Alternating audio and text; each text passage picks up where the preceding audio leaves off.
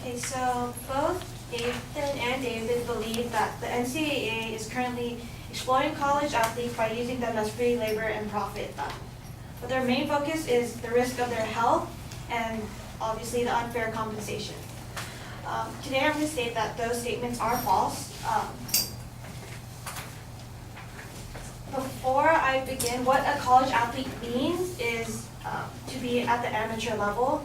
And to be an amateur, you have to be you're not allowed to be in contact with professional teams, salaries for participating athletes, prize money above actual and necessary expenses, play with professionals, try out, practice, or compete with professional teams, benefit from agents or prospecting agents, agree to be represented by an agent, and delay an initial full-time collegiate enrollment to participate in the organized sports competitions.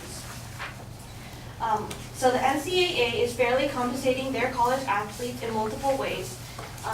Right now I'm going to be talking about scholarships. So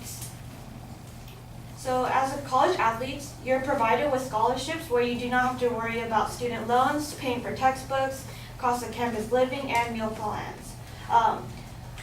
We all are college students and we understand the cost of college. Just like our professor has stated a couple times, this class alone costs us $100. According to the Institution for College Access and Success in the state of Pennsylvania, 71% of students in a four-year university or private non-profit four-year institution are in debt. The average debt is $32,000. The NCAA states on the website that there are more than 1,500,000 college athletes receiving $2.7 billion in athletic scholarships each year from the NCAA members, colleagues, and universities. This doesn't go only to the top Division I athletes, but to all three divisions. With over 1,092 schools under the NCAA, 346 are Division I schools, 307 are Division II schools, 439 are Division III schools. In reality, the fraction of these students will not make it to the professional level.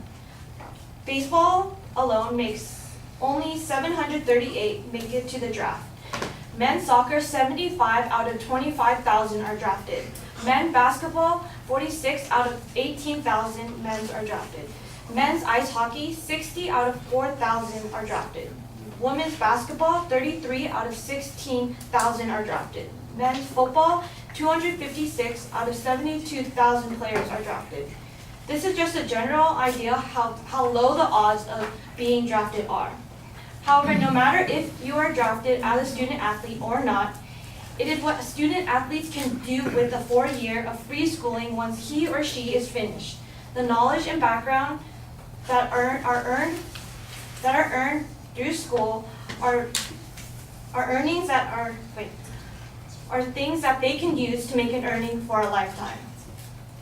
An example of these students who have taken the opportunity of these scholarships and who have not been drafted after attending are Stephanie Ferris. She played in 1994 as cross-country, soccer, and swimming. She is now an emergency physician. Billy Mills of Kansas in 1962 played cross-country, is now a book author and humanitarian. Sandry Halls played in 1968, played soccer, is now an astronaut. Nanny Jackson of Illinois of 1960 is a basketball player, is now a business and philanthropist. And Violet Palmer of Cal Poly Pomona of 1988 played basketball, is now an NBA referee. The NCAA provides students, athletes with so much, it all just depends on how each individual uses their time, which isn't the NCAA's fault, but the students. An example of a student who did not take this opportunity at hand is Trevon Bakken. Trevon Bakken was a football player, and he was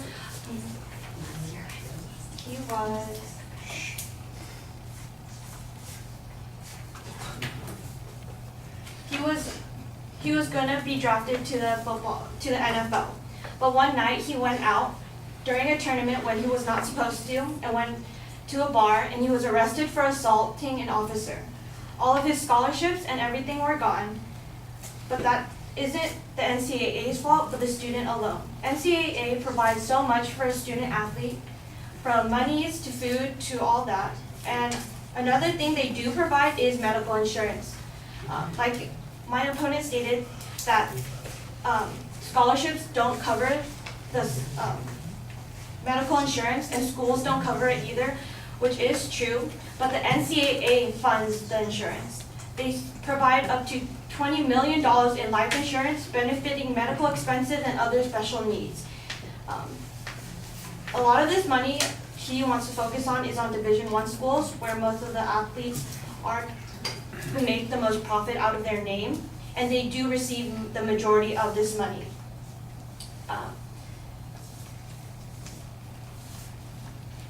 So they do receive the majority of this money, but that's not the only thing that they do receive. They also receive elite training opportunities, which is with their health. Typically Olympic athletes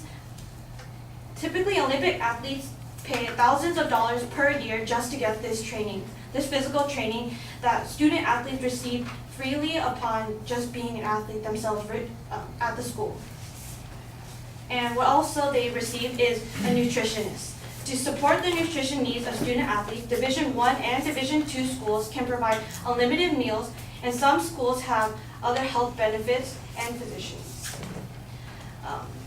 And when he talks about focusing just on the sports like football or basketball that receive the most like live television and sponsorships, the only thing is about that is you're giving often like inequality for money. You're unequalizing people through different areas. So you're saying that men and women are unequal because different people watch them. Just because more people watch men's sports doesn't mean that women's sports aren't as loved and those students don't work as much hard as those men. So why wouldn't they receive as much money? Which is what you're stating earlier. Thank you.